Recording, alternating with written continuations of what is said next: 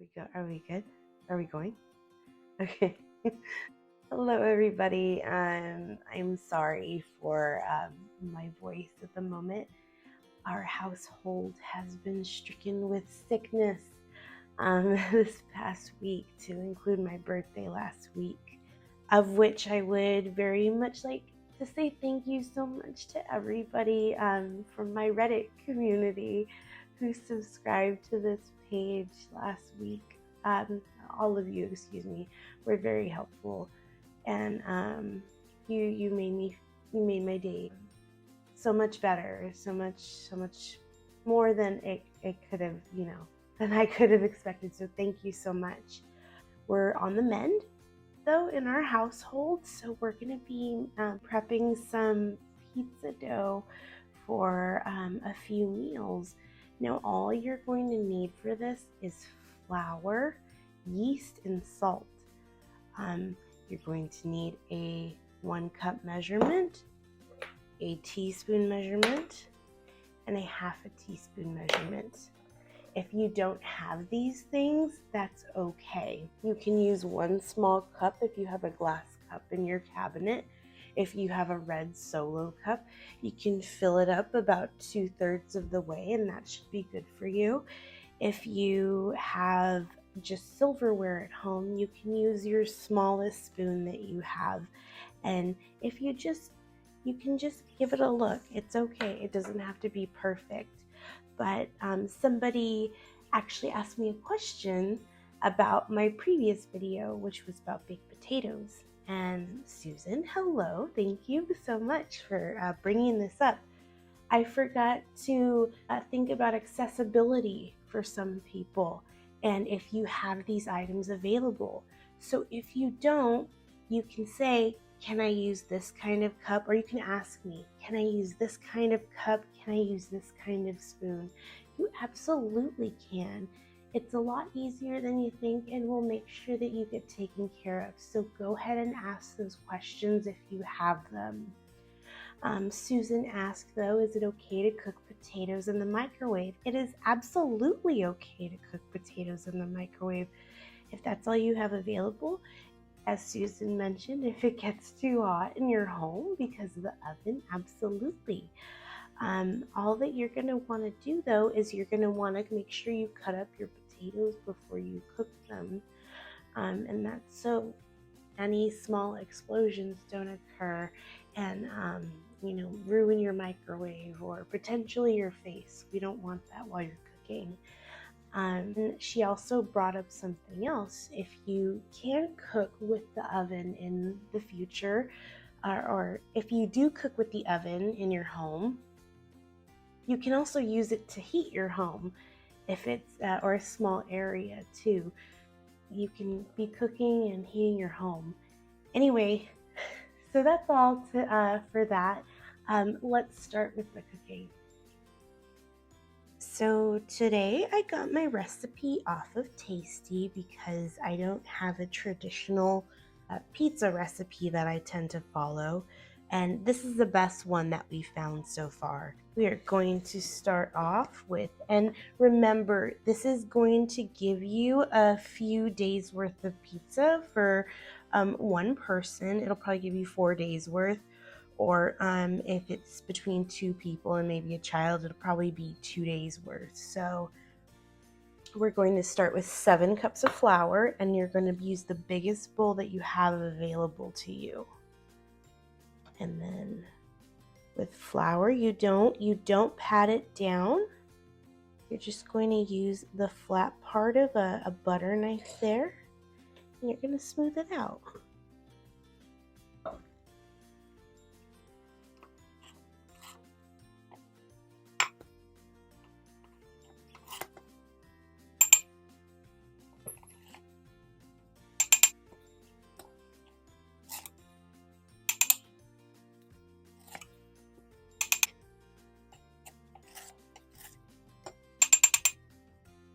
Or teaspoons of whatever kind of salt you have.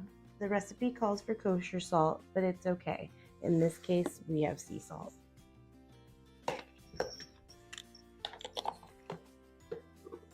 Lettuce, go away. And then whenever you bring that out, you want to even off those scoops of salt so they're flush with the surface of the spoon here.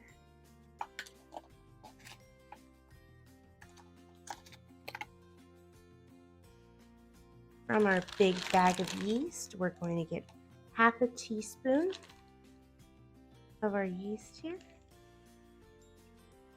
Just sprinkle it over like that. From here, you can just whisk everything together. If you don't have a whisk, that's okay. Whatever you can to mix everything up. And just make sure you mix it up well. And for this, you're going to need about 3 cups of warm water. Not too warm. Make sure you remember the yeast is in there. With yeast, you have to be really careful with it because if the water's too hot, your recipe just won't turn out quite the way you need it to. And so if you have a wooden spoon, go ahead and use it at this time to make a circle right here. If you don't have a wooden spoon, whatever you got, to just make a little divot in the middle right there. Okay, and then we have our water here. We're going to add a little bit at a time now. Boop. Mix it up. You're continuing to mix a little bit at a time. Just don't dump everything in at once. This will get you a better product at the end too. You want to have yummy food. The more you take your time with this, the better it'll turn out. With some recipes, you can't mix too much. And this one, we're just trying to get everything incorporated.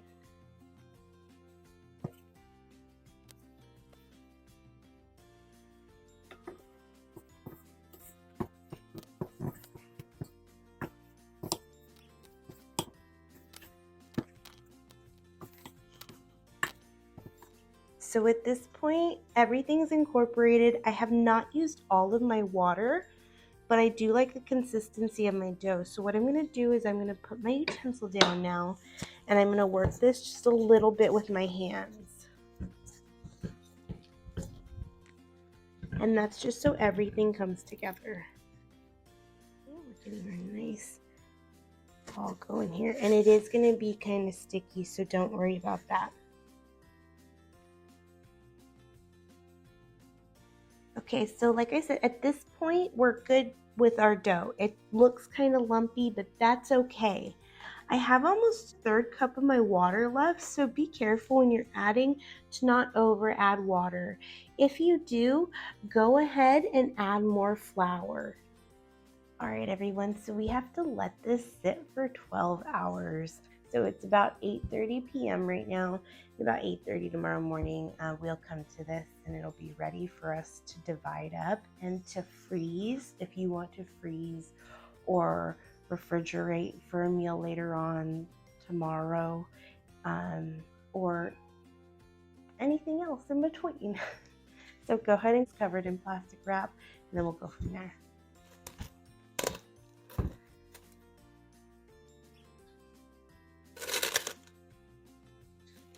If you don't have plastic wrap, you can use a kitchen towel.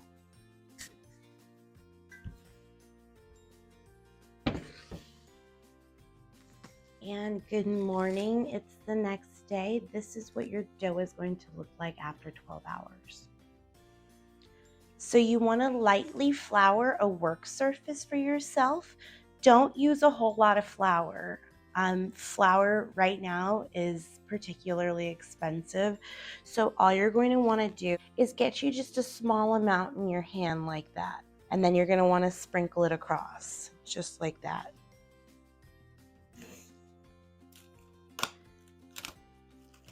Take the plastic off of your dough. We're going to transfer it onto our counter. It's going to be really porous, meaning there are a lot of little air bubbles in there. And that's okay, it's supposed to look like that.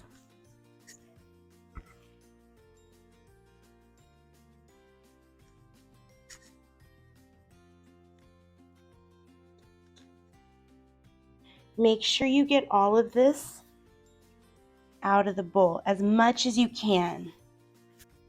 And that's more that you'll have for yourself by doing that. We're trying not to be wasteful whenever we make our own food.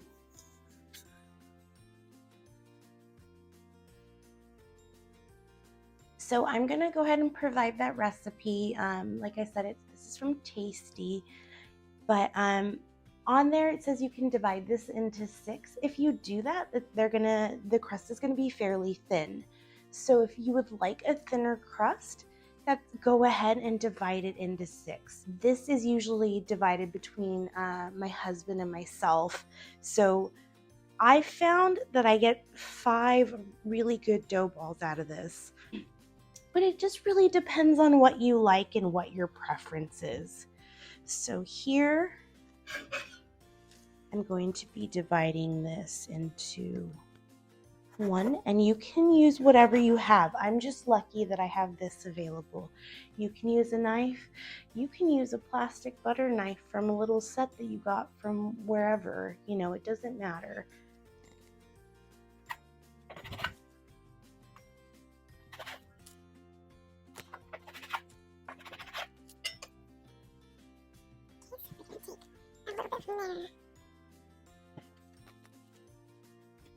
And you want to make sure that all your dough balls are even. So don't work them a whole lot. Just remember that pinch that I taught you from the buns video. If you haven't seen the pinch, please go check out my buns video for that. And just make them into little balls like that.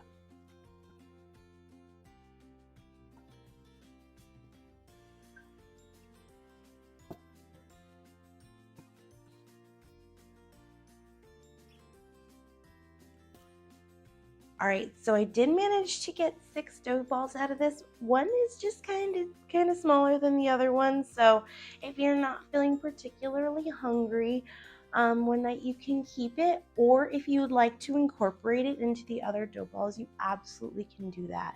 The choice is yours. Okay, so what I did is I was actually able to save some of the flour from the counter, and I put it on a cookie sheet. Now what you're going to want to do is you're going to want to transfer each one of your dough balls onto this floured surface here. And you're going to let them sit for a half an hour, 30 minutes. And what we're going to do is use a simple cloth to cover this up.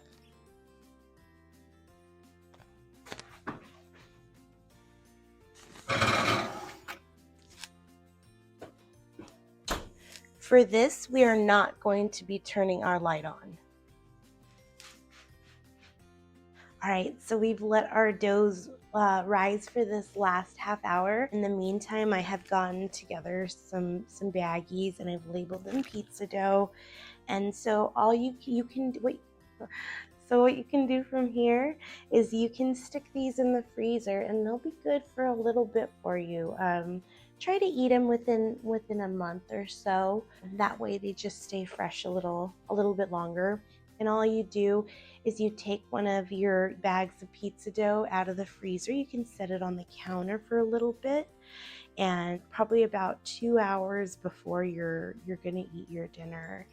And yeah, then you'll be all set. I'm gonna try to make a sauce video as well. I apologize that this one did take a little bit longer than I would have liked it to have taken.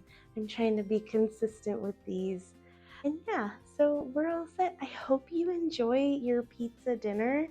And if you have any questions, please ask them. And please subscribe.